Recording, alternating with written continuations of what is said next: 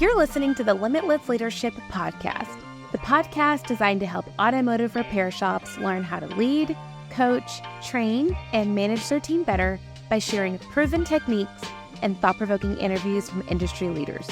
Are you ready to transform your leadership skills by tapping into unrecognized potential to achieve limitless results? Let's get ready for liftoff. It's time to go from great to greater. Here's today's episode. Hello, everyone, and welcome to the Limitless Leadership Podcast. I'm your host, Josh Cornell, and today's guest is a husband, a father, a leader, a shop owner, an educator, a trainer, a man of many talents. He's also a good friend of mine. Our guest today is Keith Perkins. Keith, thanks for joining us, man. Thanks, Josh, for having me. Appreciate it. Of course. Well, man, I'm pumped for the audience to get to know you and your story and what you do and how you do it. I see you making incredible impact across the industry, and I'm excited for you to share your story and what got you here, and also where you're going. What are your dreams and plans? So, without further ado, go ahead and introduce yourself and share with the audience who you are and what you do.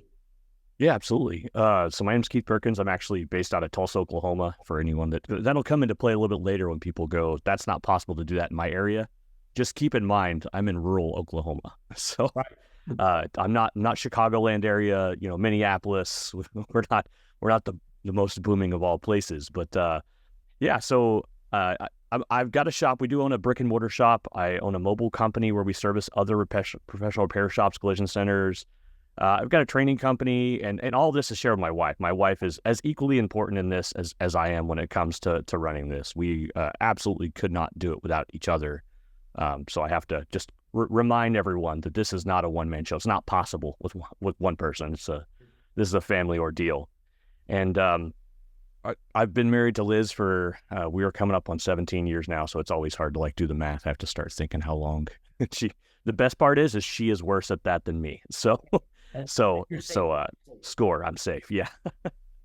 I've got two beautiful girls. They're 10 and 13, and we've got we live out here north of Tulsa in the middle of some farmland. We've got about 50 animals here at the house, everything from chickens and ducks and geese and pigs and lambs and goats and everything, dogs and cats, and unbelievable amount of mouths to feed is what it is. I forgot then is you're a farmer and a zookeeper.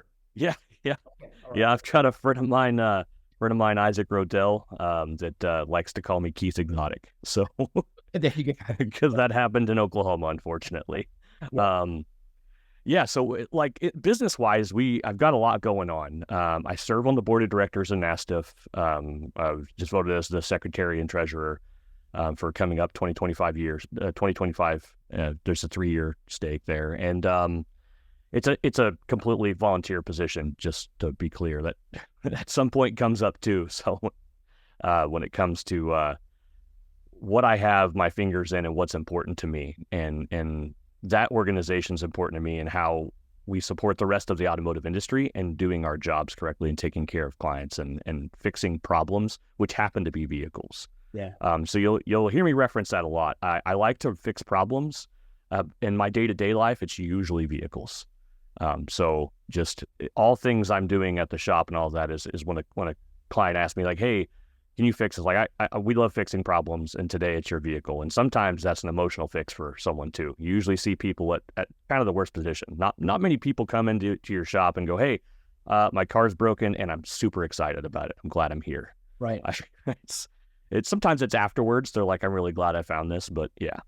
Well, so a lot of it's super. There's just a million things going on. Yeah.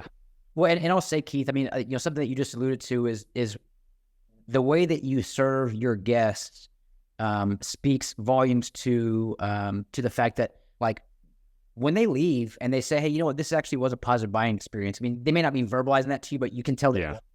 And it's because of the way that you took care of them. And I heard a quote not too long ago where something along the lines of, if you want to be successful, figure out how you can help people. If you want to be wealthy, figure out how you can solve problems. And this show is not about how to create wealth, but what I do know is that being wealthy doesn't just necessarily mean financially wealthy. You're in the business of helping people, serving people, and solving their problems. And because of that, you're making a much greater impact on them personally through the vessel of automotive repair. Yeah. Yeah. If it was in it for making money, I'd just move to real estate. Yeah, there you go. Like 100%, like honest truth, everything. Like when you see me leave the automotive industry and start into real estate, that's when you know that I went for the money. Okay. Now we know. If you're listening, now we know. Yeah, that's right. Keep an eye on that in the future. Okay. Well, so Keith, you mentioned Liz and the importance of her to your business. Let's speak to that, because for our audience listening, they might be thinking, man, if my wife or if my husband worked with me, I don't know if we would be able to survive. Talk to the audience about how you're able to maintain a healthy relationship with your spouse while being both life partners and business partners in the same vein. Yeah, so that's and what I've learned from talking to other people is maybe it starts at home for sure. I think if you have a rocky marriage, it might not be a good plan to start out spending more time together.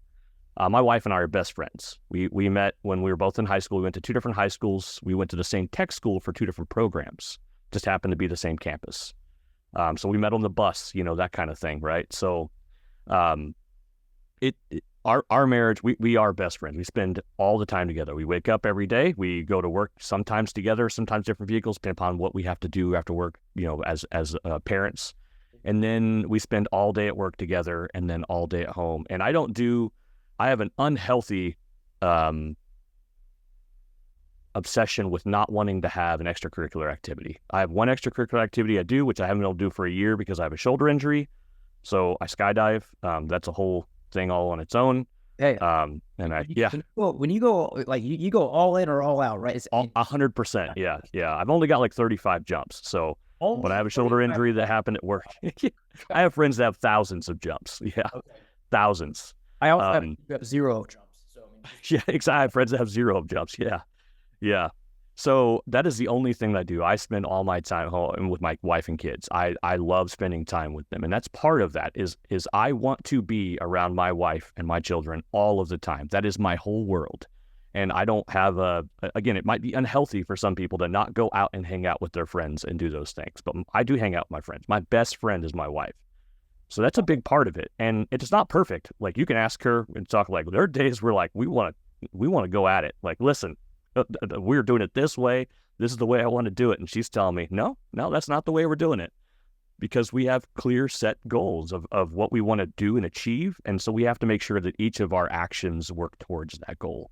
And so sometimes the emotion part gets over it. I'm the husband and she's the wife. And so some of that times I go, listen, I'm the leader of the household.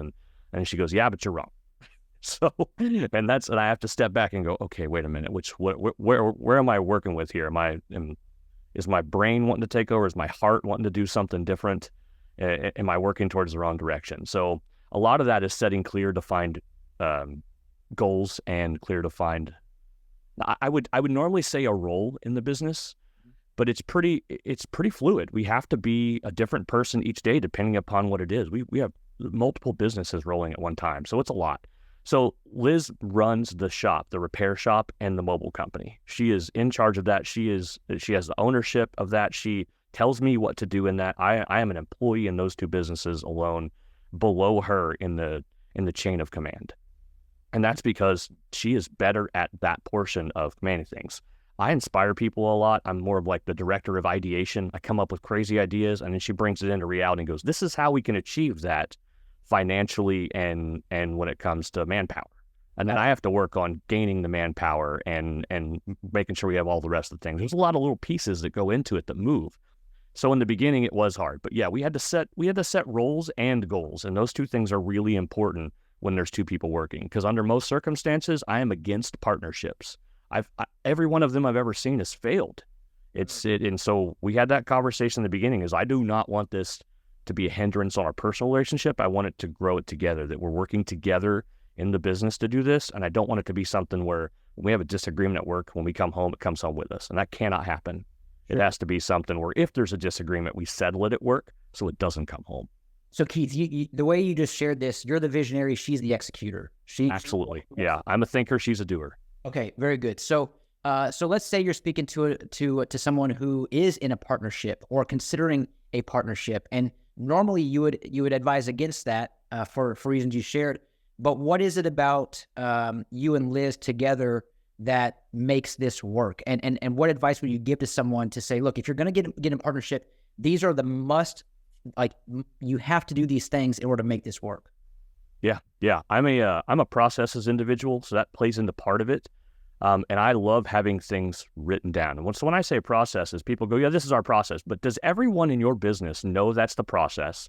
If you hired someone today and you died the following day, is there things in place where everything would still operate? There's no tribal knowledge. Is it all written down? If it's all based on tribal knowledge, that can die off. We've seen that. That's how cultures and, stuff doesn't change overnight, but it can. So that needs to be in place. So if you're going to have a business partner or have a partnership, everything must be written down. Whose job is what must be written down. Who is responsible for what?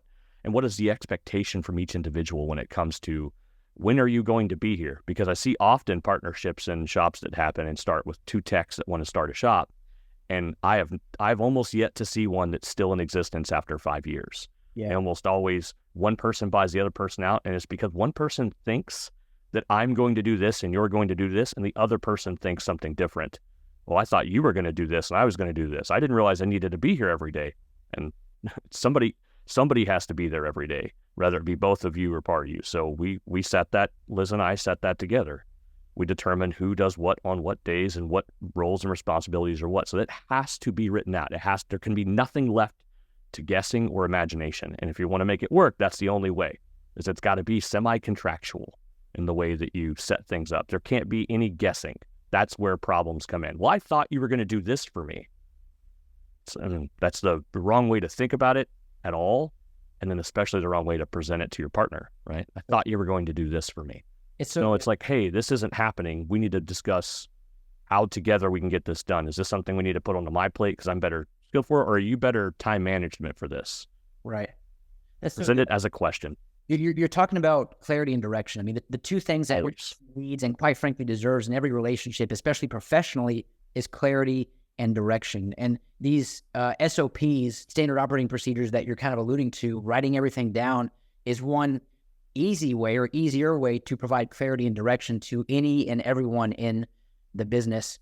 I introduced you, Keith, as a man of many talents, but one title that you are incredible at is leadership. You are a great leader.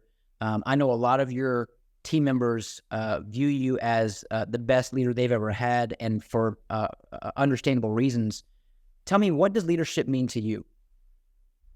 Leadership is ensuring that the people that are following you or that are assisting you in meeting your goals have the same goal in mind, and you're providing them everything they need. I know it sounds really, really written out as a black and white, and I am that way.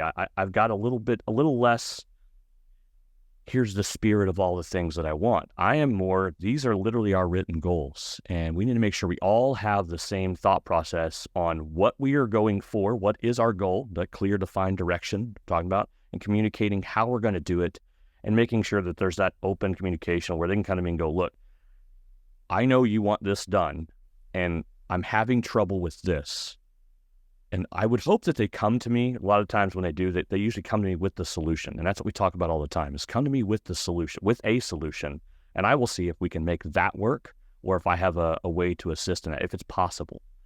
So it all comes down to what you talk about all the time, Josh, is communication. We've got to be clear and communicate with respect always. Yeah. Not just, well, I told them to do this. If your answer is because I said so, you're the boss. You're allowed to say that. But it's probably not going to get the results that you want out of somebody. I want someone to constantly be working with me towards those goals. So as a leader, and that's the true to define, that's the real, for me, definition of a leader, is someone who is working with their team for the same goal, not just presenting a goal and making their team delineate out everything. And it's really important to divvy out roles, to actually do that, to give somebody autonomy to work towards that goal with you. That's right. Really important, but you can't just overwatch them and be a micromanager. You have to be with them in the trenches. So in order to be with them, this is where, we talk a lot about how leadership is influence. And even John Maxwell, the leadership guru of all leadership gurus, will talk about how leadership is influence. He says nothing more, nothing less. I like to say, if we're not influencing, or excuse me, if we can't connect with our team, we can't influence. You tell me, Keith, how do you connect with your team so that you are speaking with them and working with them, as opposed to just going that route where you're saying, hey, do it because I said so? How do you connect with your team? So my way of doing it, and it's not the only way, and it will not work for everyone. A lot of people, multi-shop owners, multi-location owners, you couldn't possibly do this. My way is to be there, is to be present physically and to work with them. And the example I use is like literally yesterday, I was shaking a tire for one of my techs, and that seems like a little thing, right? But I'm out in the shop doing repairs every once in a while. I do circuit board repairs at the shop. We do a whole lot of things. I'm educating them, so I have to work, and that's part of my job, is having to work in the shop, so I'm present. As an educator, it's important for me to constantly be doing the jobs, so I'm not, oh, well, this is how we used to do it. I've heard from plenty of educators like, hey, back when I was in the dealership, like, I hate that. Like, cars are so different 3 years ago than they are today. You can't keep up with technology unless you're doing it. So for me to be there and to influence them, I am physically there. I want to be there. I could leave, but I would lose so much of that influence. I don't think my technicians and my team would look at me the same, preaching the way that I do on being present and helping them and assisting hand, because I need to recognize, and I've done all of their jobs so far. We have a small gas station company here in Oklahoma. They'll start in Oklahoma. I say small; they're huge. It's called Quick Trip. You may have seen big red Q with the white letters QT. A couple interesting things about their company is the bathrooms are cleaned every 15 minutes. The parking lot is power washed at least once a day. And every team member starts as a night stalker all the way up. When their vice president left and went to Frito-Lay, he came back after quite a few years, had to start as a night stalker and check the list of doing every job again from bottom to top. Now, we can all assume that he probably got quite a bit of a fast track back up to the executive team. But he did have to work as a night stalker for X period of time, all the way up to a store leader. They call them store leaders, not managers, and work that way. And there's a lot of things. If you get an opportunity to be in this area, I think there's a bunch of Texas. I think there's some in Kansas and Colorado and Arkansas. Go into a Quick Trip. It's a smooth operating machine. Everything is a process. It works like a Chick-fil-A. Everything works very quickly, very efficiently every time. Quick Trip, every time. I think that's their slogan.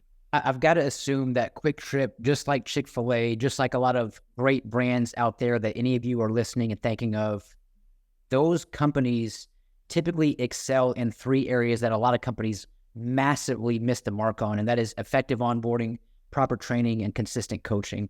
And I would assume that a company like Quick Trip probably implements great methods and processes, probably has some good standard operating procedures for all 3 of those things. Keith, you mentioned how important it is to show up and to be present and to really show up for your team differently than others.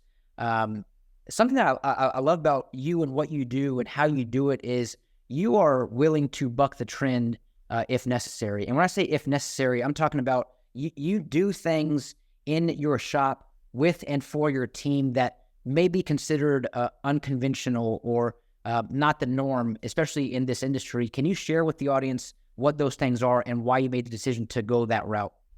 Yeah, so I'll try to quickly do it. I'm really bad about squirreling off in tangent. Everyone says it today that they're ADHD, but I'm very positive I'm clinically defined that way. Hey. One of the first things we did was we do no flat rate. So I know this is a leadership podcast, but just for those that are not automotive industry savvy, flat rate is a technician is paid X amount of time for the job, no matter how long it takes, no matter how quick or slow they do it, they're billed this much, almost like commission. So we do not do that at all. Everyone is hourly. They are paid for their skill level and based on achievements, and there's pretty well spelled out things that they must do to meet the next level. There's always it's clear and defined how to make the next financial leap to the next point. So that way everyone knows. Also, we don't hide anyone's pay. Everyone knows how much everyone makes. If anyone wants to see anyone's W-2 or paycheck stubs or whatever, that's all there for anyone to see, including myself. They know how much Liz and I both make. I have technicians that take home more than I do. individually, and I'm perfectly fine with that, because my goal as a leader is not, and that kind of forward a little bit in our conversation, but my goal is not to make as much money and have a yacht and buy more property and land and stuff. My goal is to hire as many technicians as I can and support as many families as I can, as well as I can. And that's what makes me happy. That's what feeds my dopamine fix. That's what makes me happy, is knowing that I'm taking care of more people than I was before. I only compare myself to my older self. I never compare myself to other people. There's too many. Everyone's got their own battle. Everyone's got their own thing. Yeah. So the flat rate pay is one thing. So everyone's hourly. We work 4/10s. We asked every technician except for one works 4/10s, because one, as a goal in life, does not want to get home late anymore, as he did in a lot of his older jobs. So Jeff, who runs our Oklahoma City mobile division, works Monday through Friday because he would like to get home sooner. But he still likes to have weekends off, so he gets Saturday, Sunday. The rest of us, we take Friday, Saturday, Sunday off. So I'm sitting at home today on Friday because it is a day off for us. Yeah. And so the 4/10s thing is big as well. That was a huge leap in positivity for everyone's home life and work life. My guys tell me on Sunday, near the end of the day, they're like, I don't know what to do. I'm just prepping for the week, kind of ready to get back. I'm like, I understand. Sometimes the weekend seems kind of long 3 days in. But as the years will go on, I'm sure it'll become the norm. It'll be hard to go back to a 5-day work week. We buy every single tool for every single technician. Technicians do not provide not a single tool, not flashlight batteries, not hand sockets and tools. And if technicians want something that will make their job better, we get it. So even if it's something goofy, like something you see technicians buy that you go, well, we would never buy that for our shop, that's not required. No, electric ratchets, every technician likes their own regular ratchet. It's a personal kind of thing. So when a technician's hired, they get to get on whatever tool truck and get 3 or 4 ratchets they like. So I think that's a personal thing. The rest of it's pretty well standardized. We have the same toolbox for every technician, and then a shared bank of toolboxes across the wall for all the tools, and then a specialty parts room and tools that stuff gets checked in and out of. So that's a big part of it. I think, again, very different than the other shop, that we provide every single tool. Go for it. No, go for it. So, the fact that you guys have 3-day weekends, the fact that, you're purchasing tools for the technicians, the transparency goes such a long way.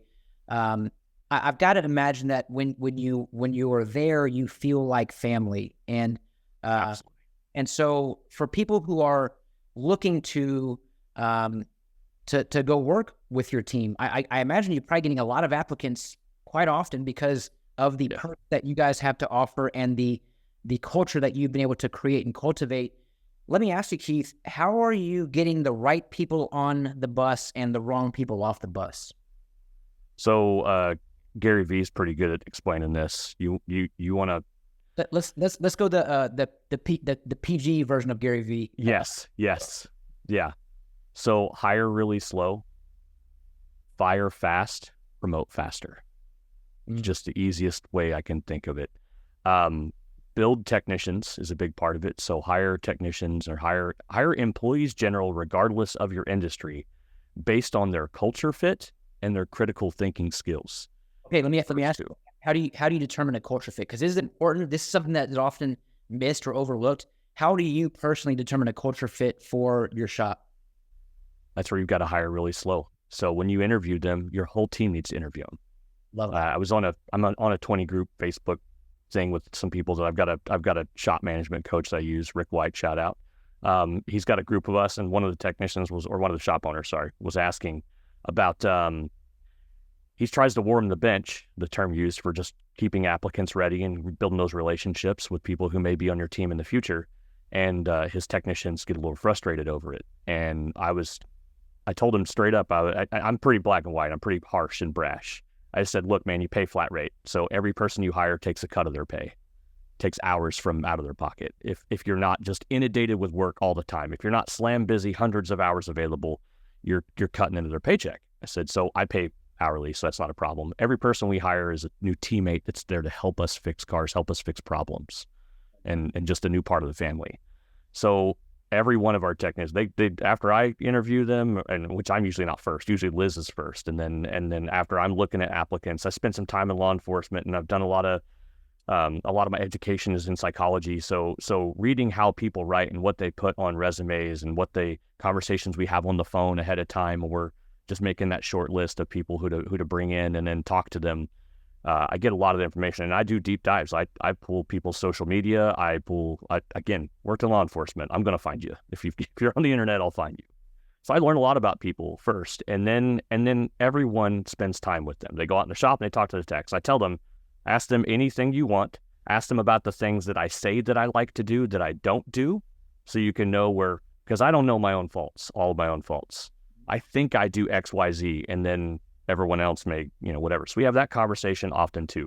Again, tangenting a hair here, but every time we set a technician down and go, hey, this is what we're looking at evaluation wise. We don't really do a whole lot of structured evaluations. It's day-to-day coaching in the moment. But when we do sit down and we ask, these are the things I'd like to see, next, we always ask, now, what can we do for you? What can Keith and Liz and L1 do to help you achieve those goals or any other goals? Is it a weight loss goal? Then maybe we look at getting a gym membership set up for the shop, or what is it? What kind of answers have you gotten from that question before? Because that's kind of out of the norm, if you will, and that's something that's not necessarily shop related or work related, but you're asking questions that indicate, hey, look, when you come work with us, we are a family, we are a team. It's a we or me kind of mentality. So what kind of answers have you gotten from that question? The vast majority of it has been help me with financial stability in general, like help me make good decisions and setting things up and paying debt off. And then the other part of it is personal health goals usually. I'm in Oklahoma. I mean, if you look at any statistic, we're generally more obese and worse off when it comes to health-wise than any other state. We're like second or third to being the worst. So that's a big part of it. So we always talk about that and making good. We have a giant toolbox full of snacks at the shop, but we usually try to do like beef jerky and things that are, if they're going to just binge on them, make sure it's not a Hostess cupcakes, So there's a couple things like that in there, but usually it's some conscious snacks and fruits and vegetables and stuff and sugar-free drinks and those, when there is stuff. It gets hot. Our shop's air conditioned, another big crazy plus that doesn't happen here in Oklahoma a whole lot. We give every technician a car, and that was some of their goals that we got to, is like, hey, I'd like to get a newer car. And I'm like, well, we give everyone a vehicle that works for us, everyone, to drive to and from work, and then light personal stuff on the weekend stuff. They got a 3-day weekend. Josh had a blowout on Thursday. He took Wednesday, Thursday off in addition to, so he's got a massive long weekend. But Thursday he came into the shop yesterday and had to put a tire on his own car. And when he called and said, I just had a blowout, I was like, well, just use the Escape for the weekend because he's got one of our vehicles and we pay for the fuel in it. And we give everyone a cell phone and pay for that bill. And that's, again, just crazy things that I've never had at any other shop that I think are beneficial. And the reasoning for that, for the ones that ask, is every dollar you give to a technician, you're going to pay 7.5% to Uncle Sam, and so are they. So if I can just provide them things that will make their quality of life better, that won't cost me or them any more money, then I will do that as well if they want to. That's incredible, man. I mean, you are so much of a culture first kind of leader, and that's something that even John Gordon, a big influence of mine, he says culture isn't just one thing, culture is everything. And the culture that you're describing is unheard of in the industry. It's unheard of outside of the industry. So Google does a pretty good job. Google brings in masseuse and people to cut their hair, and that's what we're looking at next. I was like, when we build the Garage Mahal next, do we put a spot where we can bring in a masseuse once a week? Love that. Yeah. Love that, man. You got to trademark that before someone else does. Garage Mahal. Well, so let's talk about ownership. You've been a business owner now for how long, Keith? 8 and some change years. Yeah. Okay, 8 and some change years. You have you've likely learned a lot along the way. I know you are a lifelong learner. You're someone who's committed to always learning and growing and developing. Always. What would you say has been the most eye-opening thing that you've discovered since jumping into business ownership? I did a really good job of understanding what the challenges were going to be ahead of time.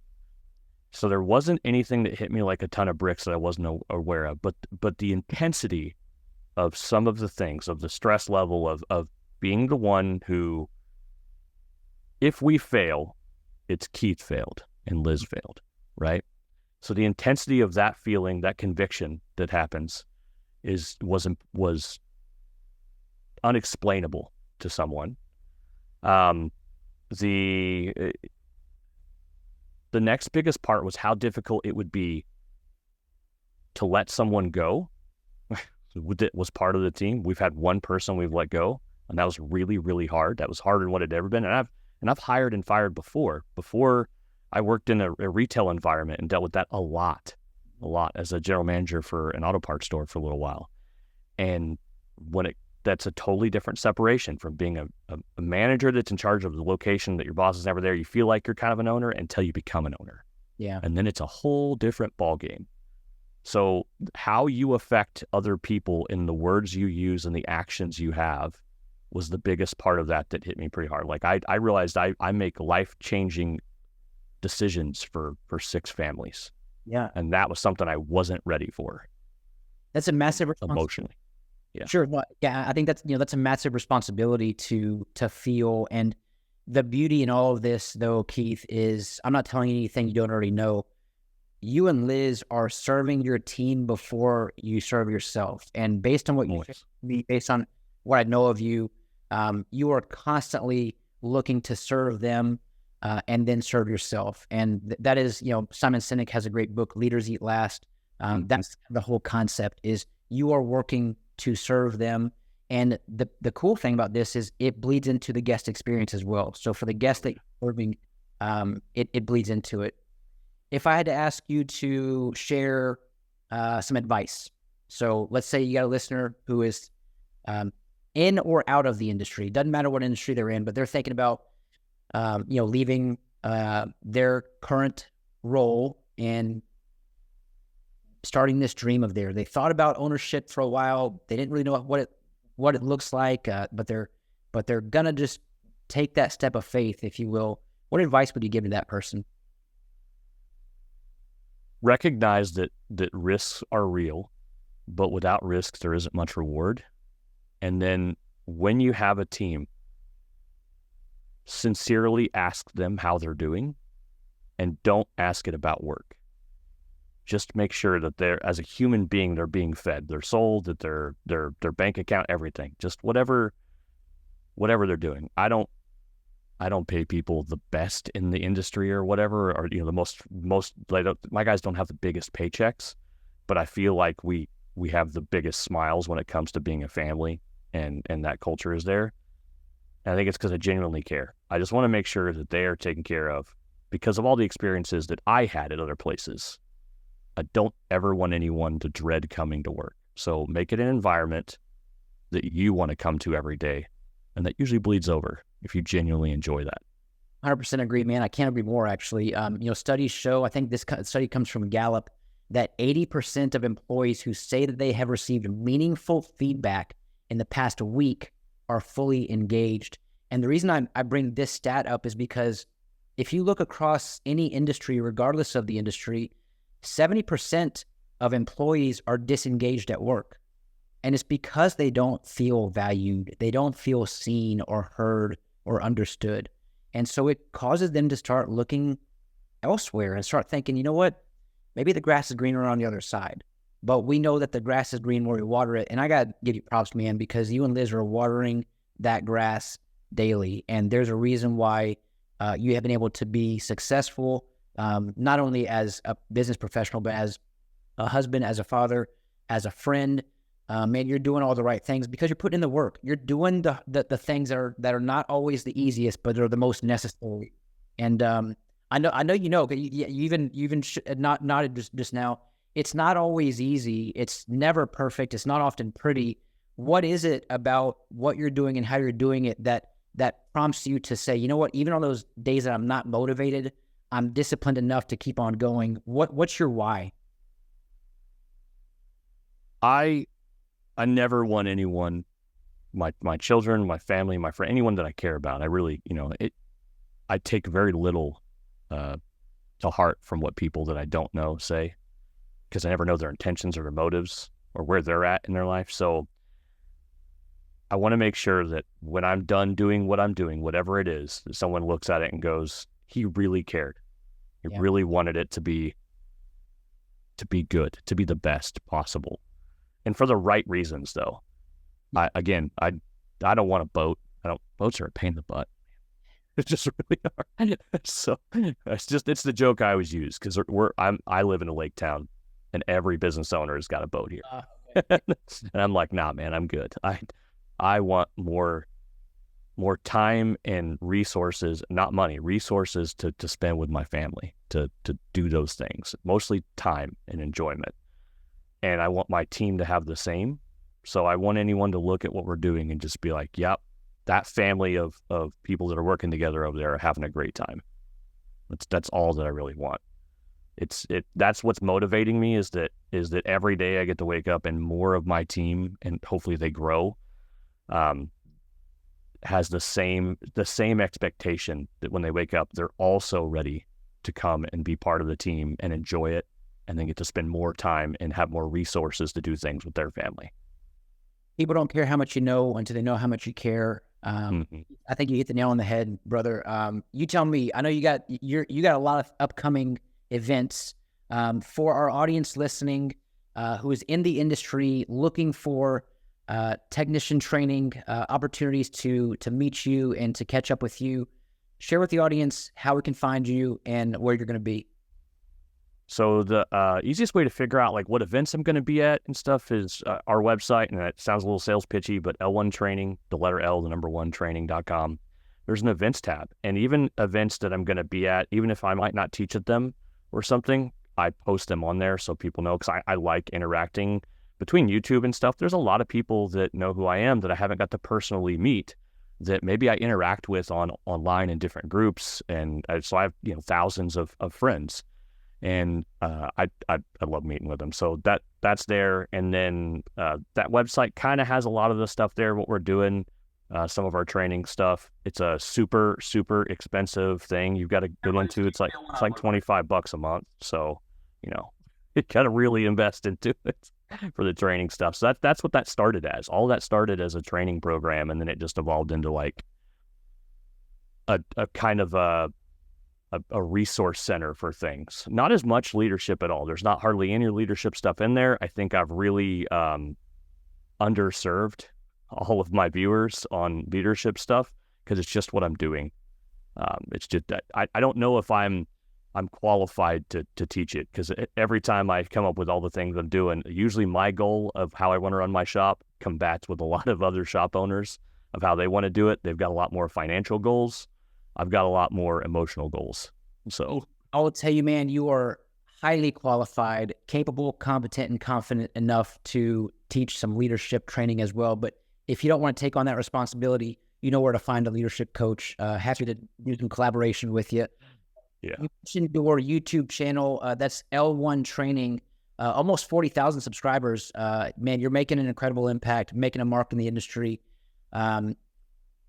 In terms of where to get in touch with you, so you said L1training.com. L1. Yeah, L1training.com. Yeah. Okay, Keith Perkins, everyone. Keith, I'm going to put you on the spot. Any other advice, any message? What's one thing that our listeners need to hear before we sign off on this episode? It is on the spot. I feel like I've said all the things. Go out to your team and tell them that you appreciate them. Just say the words. Unprompted, for no reason. Walk out and say, I appreciate you today, especially. Love it. That's it. Love it.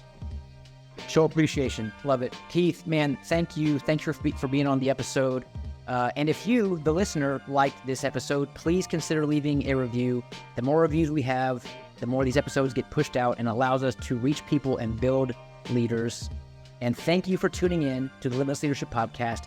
Have a great day, everyone. Don't forget to smile today. Tell your loved ones how much they mean to you. Appreciate them, like Keith said. I'm Josh Parnell, reminding you to keep leading well.